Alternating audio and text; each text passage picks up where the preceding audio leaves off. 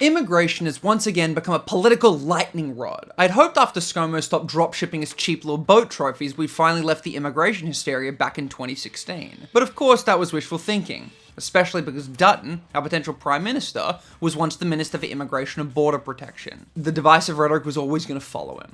More recently though, there's been this growing online movement obsessed with the idea that immigration has somehow robbed us of our past, our identity, and our future.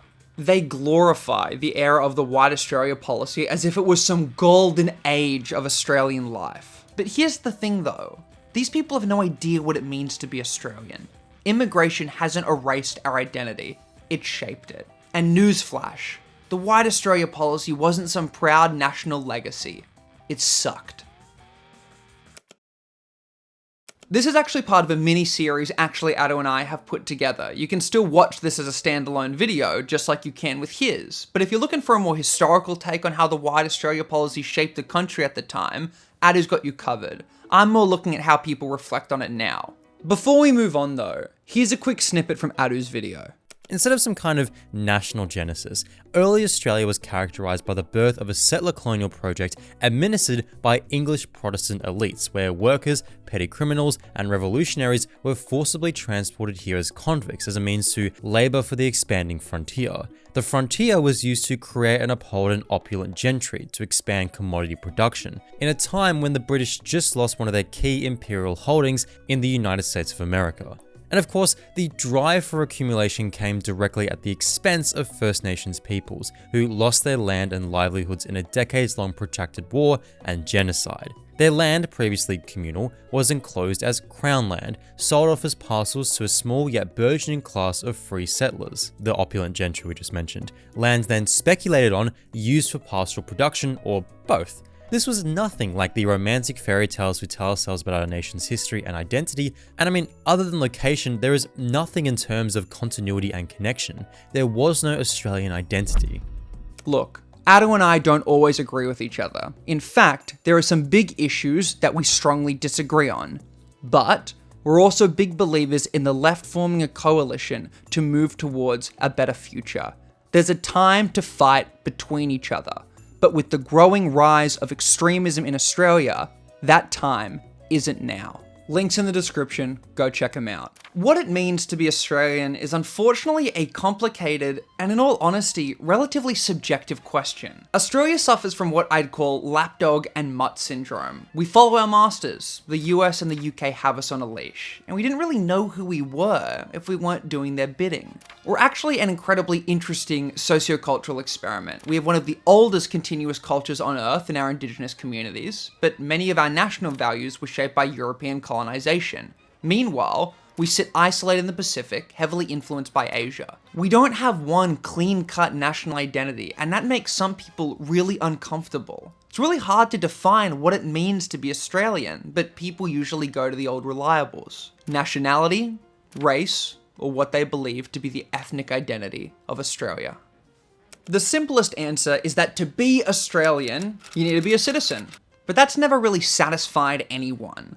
Those with a broad definition of being Aussie argue that citizenship is too narrow, that there are plenty of people in Australia who aren't citizens but are undeniably Australian. Meanwhile, conservatives argue the exact opposite. They think the nationality argument is too broad. To them, a passport is just a piece of paper. Plenty of citizens, they argue, don't embody what it truly means to be Aussie. So nationality alone doesn't really get us anywhere.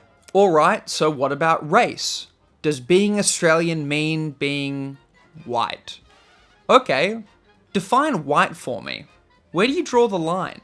The term white, when used in conversations about being Australian, or being American for that matter, changes depending on who's talking and what they're trying to prove. Historically, even within the White Australia policy, that definition of white was inconsistent. Some extremists today lump all Europeans together, but that's actually a modern and surprisingly progressive stance. The racists of today are ranked bronze compared to the racists of old. A lot of anti-immigration and pro-White Australian policy advocates see white in a way that the architects of the White Australia policy would scoff at. Take Italians, for example. Today, they're considered undeniably white, but during the White Australia policy, they weren't. One way the White Australia policy was enforced was having to pass a dictation test. Write 50 words in any European language as dictated by an immigration officer. This obviously blocked out non-Europeans without explicitly mentioning their race. But after 1905, immigration officers could pick any European language they wanted,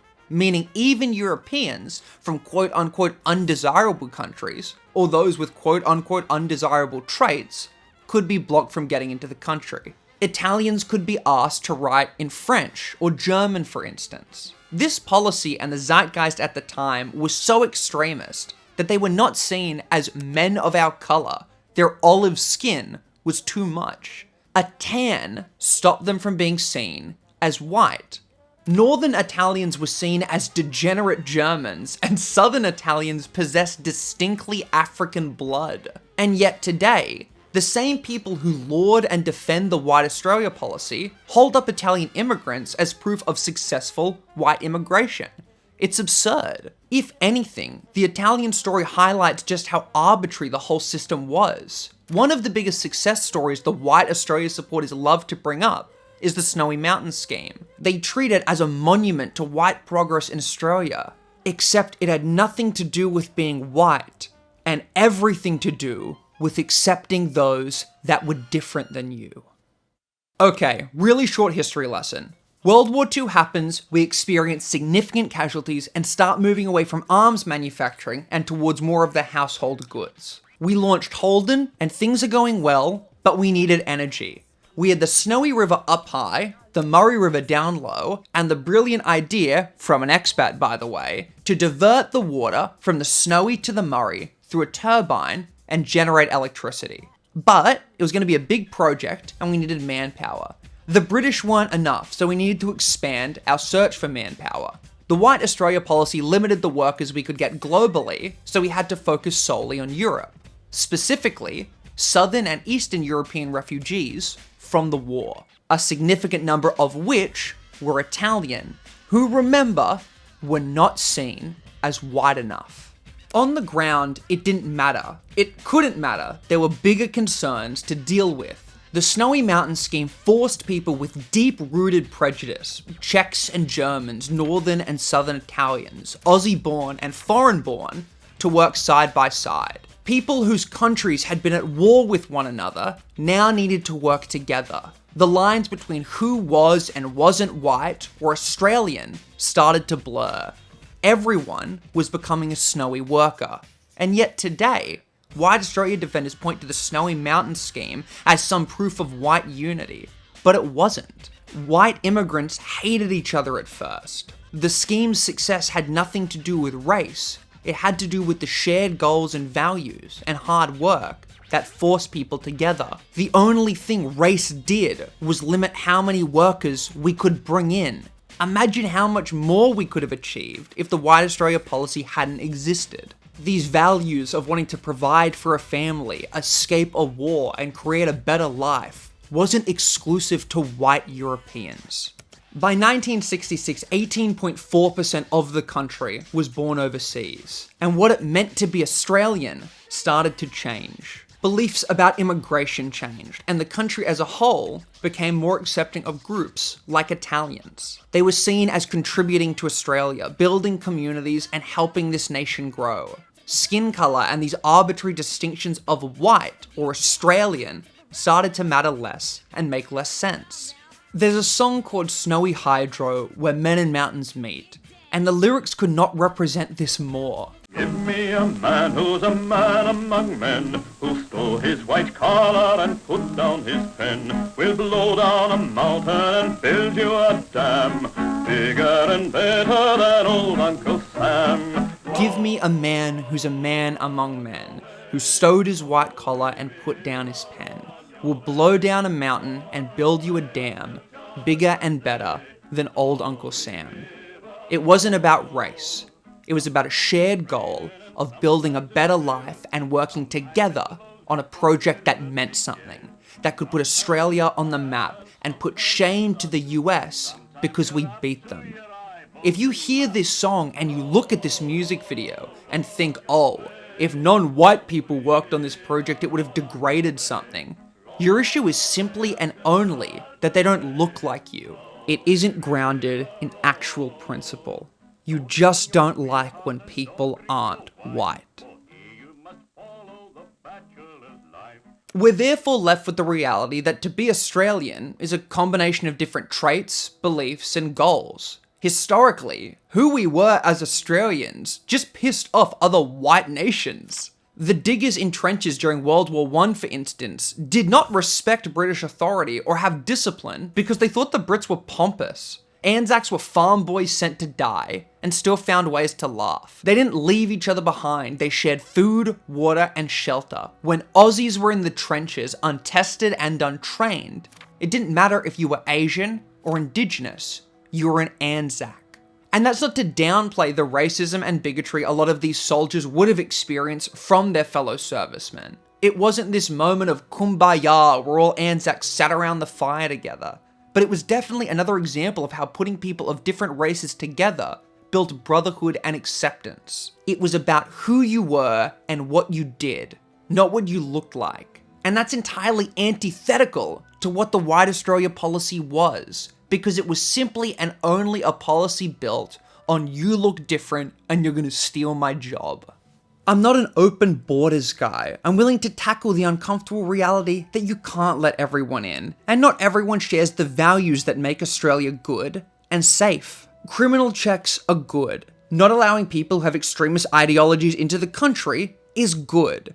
Believing in democracy, freedom of speech, expression, religion, and sexuality are good. But this idea that stopping anyone who isn't white coming into Australia will fix anything or make this country better is ridiculous. Skin color doesn't determine anything. It's about who a person is. What are their values? And the White Australia policy painted with a broad brush that condensed entire races. In newsflash, not everyone from a racial group thinks the same. What does it mean to be Australian, if not those values of mateship, acceptance, humour? Wheelie bins are a better symbol of the Aussie experience than being white. Democracy sausages, hating the ATO, Medicare, being swooped by magpies, the sound of the traffic lights, believing in democracy, flipping off members of parliament, VB, Carlton, bowls, AFL, cricket, living through bushfires, living through the floods, living through the droughts, being on an isolated island in the middle of nowhere, not really knowing what your identity is.